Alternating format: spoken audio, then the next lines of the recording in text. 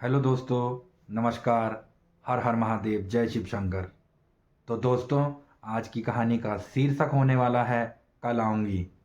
कहानी बहुत मज़ेदार होने वाली है, अंत तक ज़रूर देखें।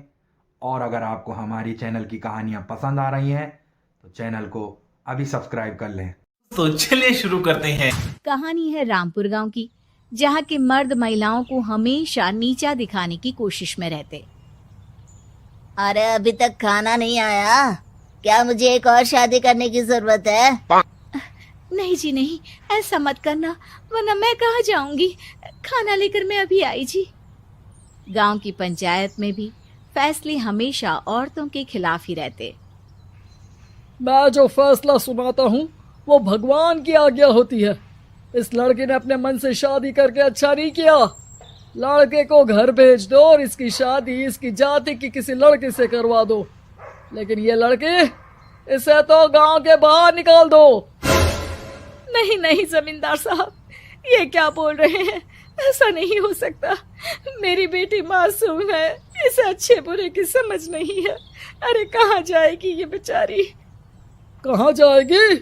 इतनी चिंता है तो पूरे परिवार का गांव निकाला कर देते हैं। बेचारे पूरे बसे बसाए परिवार को गांव छोड़ना पड़ता है।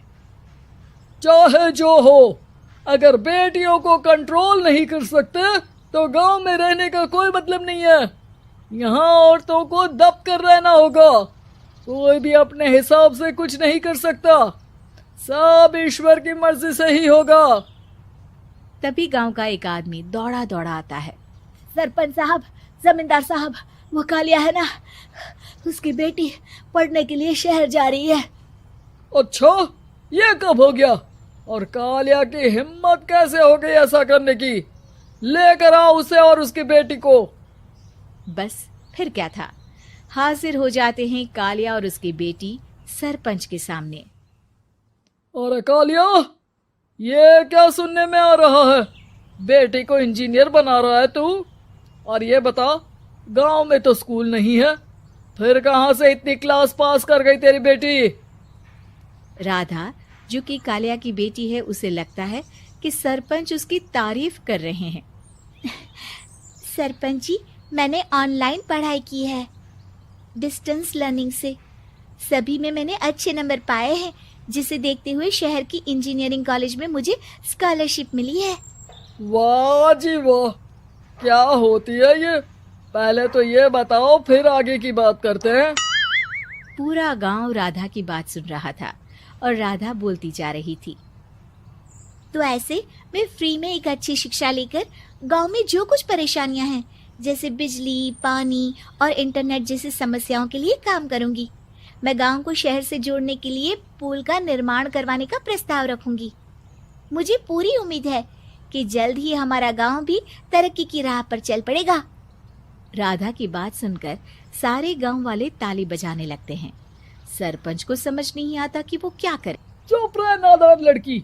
गांव के खिलाफ जाने के लिए तुझे गांव से बेदखल कर दिया जाएगा, वो भी पूरे परिवार के साथ। और हाँ, अगर ठीक से गांव में रहना चाहती है तो ये पढ़ाई लिखाई छोड़ दे।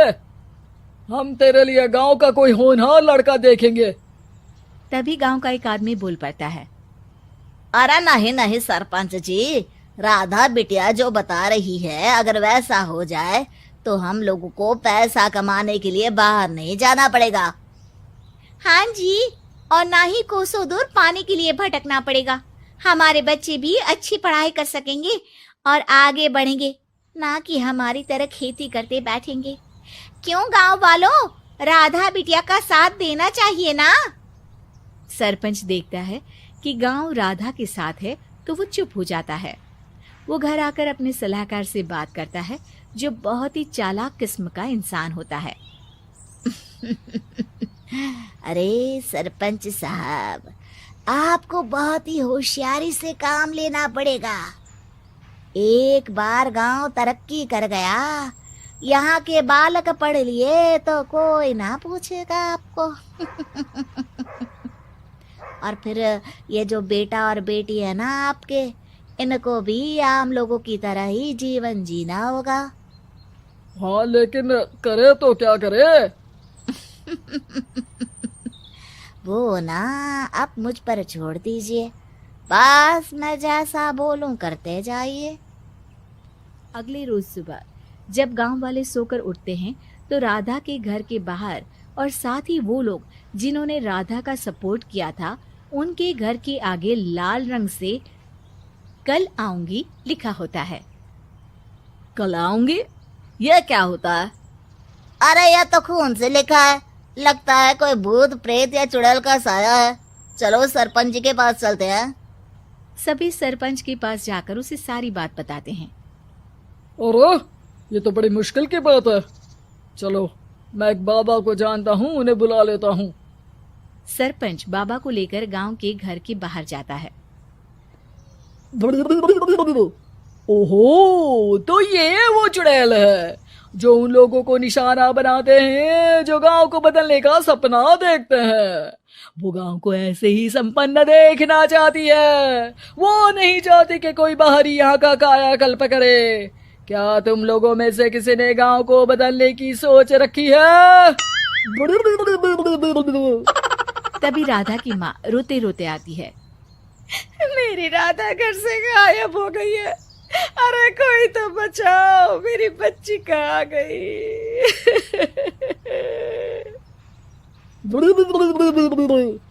ले गई वो चुड़ैल, तेरी बच्ची को ले गई।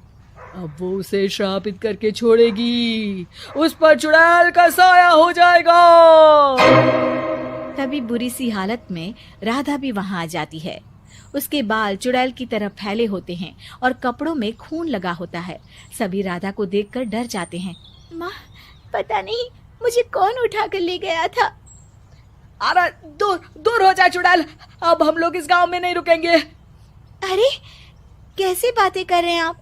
कल तो आप मेरे भरोसे गांव का हुलिया बदलने, अपने बच्चों को पढ़ाने और तरक्की उन्नति की बात कर रहे थे, तो आज क्या हो गया आपको? ये फिर तुम लोगों को बहकाएगी। ये चुड़ैल गांव में आ चुकी है, ऐसे ही ये तुम्हारे घर के बच्चों को भी ले जाएगी। गांव वाले राधा को गांव से बाहर निकाल देते हैं। उसके माँ बाप रोते रहते हैं लेकिन गांव वाले नहीं मानते। मैं भी अपनी बहन के साथ गांव के बाहर रहूंगा, लेकिन वो पढ़ाई नहीं छोड़ेगी। वहीं सरपंच के घर पर सलाहकार कहता है। देखा, सांप भी मर गया और लाठी भी नहीं टूटी।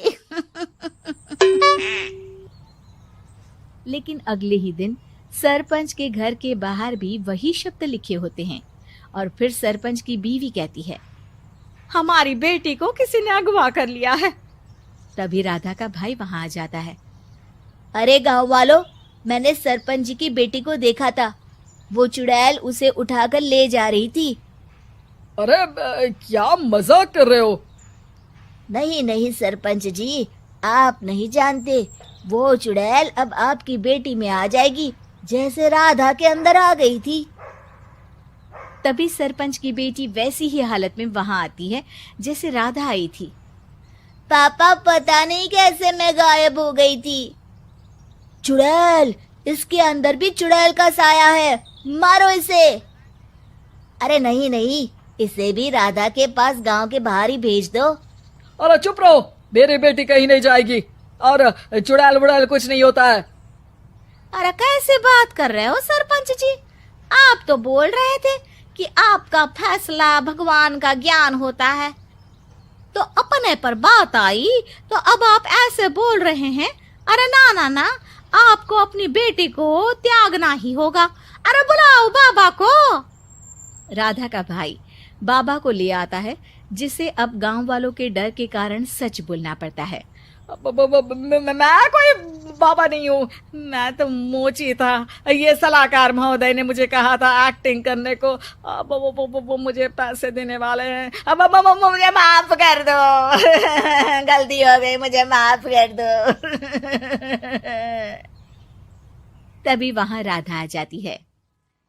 देखा सरपंच जी, जब गांव के बच्चे साक्षर होंगे तो आप जैसे लोगों की चालाकी नहीं चलेगी। दोस्तों, उम्मीद है आपको ये कहानी पसंद आई होगी। आपको इस कहानी से क्या सीख मिली कमेंट करके ज़रूर बताएं और कहानी को लाइक शेयर कर दें। और इस तरीके की और कहानियाँ देखने के लिए हमारे चैनल को अभी सब्सक्राइब कर लें। मिलता हूँ मैं आपसे अगली कहानी में, तब तक के लिए जय श्री राम, राधे राधे।